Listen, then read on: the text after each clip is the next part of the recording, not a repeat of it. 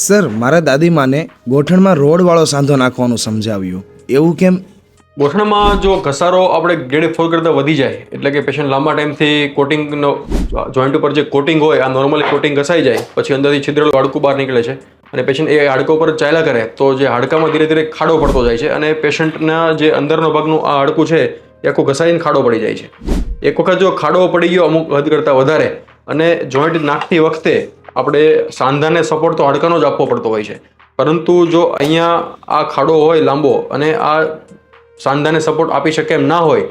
તો આપણે લાંબા રોડવાળો સાંધો મૂકવો પડતો હોય છે, જેથી એક્સ્ટ્રા સપોર્ટ આપણને નીચેના હાડકામાંથી મળે છે અને સાંધાની ફેલિયર એટલે કે જલ્દી જે ઘસાઈ જાય અથવા તો ફેલ થઈ જાય એ શક્યતા આપણે નાબૂદ કરી શકીએ છીએ. જો ખાડો હોય અને સીધી આ ટ્રે મૂકી દઈએ તો ધીરે ધીરે એ ટ્રે હલીને લૂઝ પડી જાય છે, એટલે એ શક્યતા નિવારવા માટે આપણે રોડવાળો સાંધો નાખવો પડતો હોય છે.